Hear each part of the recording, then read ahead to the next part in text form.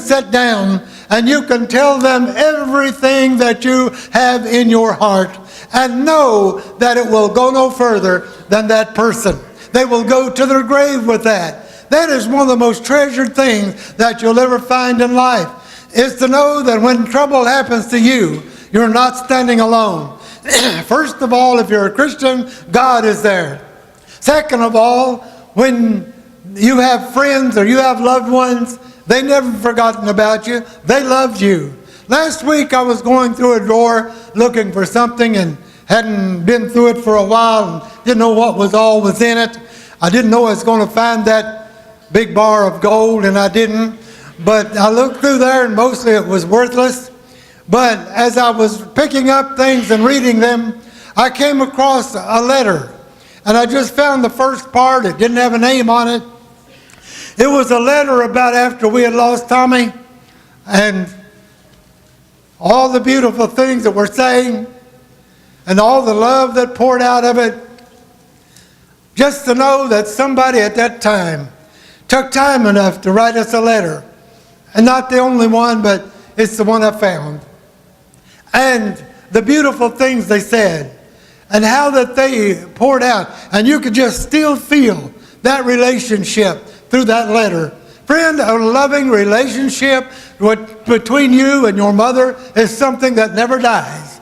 Even though she might be gone and may have been gone for years, there is a connection between a child and the mother and God that is never separated. You never forget it. If you think about it often, if not every day.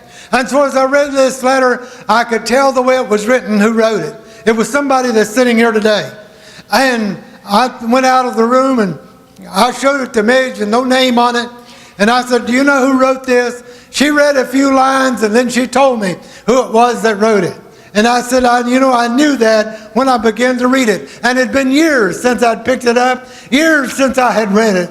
But I read something on down, went back and found the other page of it.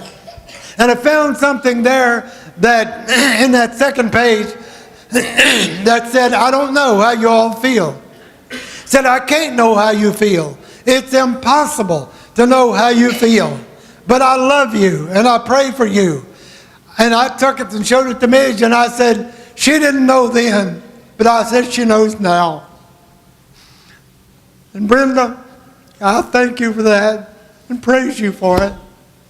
To find a letter that had been written so many years ago and stand there and still bring tears to your eyes, that is a relationship that is more valuable than all the money in the world. And I thank God this morning as I stand here being your pastor for all these years. I have relationship after relationship with people in this church. Some of them have gone on to heaven, but I still have that great glorious time of thinking about the relationship that we had. So Ruth and Naomi formed a relationship that nothing could separate. Death didn't separate it. Parting out from the country didn't separate it. Going back to another country didn't separate it. Friend, listen, as children of God, let's continue to have a relationship with each other and with our families that nothing can ever come between. I've seen money separate families. I've seen different problems separate families, and it wasn't nothing but misery the rest of their life. I know families now that are separated. They don't hardly speak to each other over nothing, and they're miserable people. They are sad. Listen, when you don't have a good relationship with people around you, you can never have a good relationship in anything you do. You'll do better at whatever it is you do. If you know when the whistle blows that night and you're coming out of that mine, Brother Brad, and you know that when you get home, and you know you'll sit there and wait for Mary to quit moving furniture at the store and come home and walk through that door. As you wait for it, it lightens up the day. I know I worked at Wall, and when that whistle would blow, everybody had to get out of my way because I was running for the door to my car and I was going home. It was about a 5-minute drive because I knew no matter what kind of day I had, no matter how rough it was, No matter how mean they talked to me, I knew that when I walked through that door, everybody on the other side, they were on my side. Praise God. A good relationship with Jesus Christ and with your family is the greatest thing you'll ever know. And so they went back to the land where Naomi was born and where she was raised. Naomi said, I'm not worthy to go back. And I no longer will be called Naomi, because I don't deserve that God-given name. Said they call me Mara. That'll be good enough for me. That name wasn't as great in the sight of God and people as Naomi was. But when Naomi got back to that land, what did she find? Did she find people that wouldn't have anything to do with her? Did she find people that made fun of her? Did they find people say, you made your bed, now you lie in it? Listen, folk, let me tell you. She went back and they said, no, your name will not be Mara, but it will be Naomi, because we're glad you came home. And the arms stretched out, reached out to her kinfolk, Boaz, and all of them. And they said, it's like you've never gone. It's like you've never left. It's like you've always been here. And Naomi, we're so glad to have you back. And you know why she had a good relationship when she got home after she left? She had a good relationship when she got home because she had a good relationship before she left. And that relationship was worth more than anything they could have given her. Boaz could have given her riches. He was a rich man. But that relationship that he gave her was greater than anything that she could receive. Friend, a good relationship today with your people and with your church and with God is the greatest thing you'll ever find.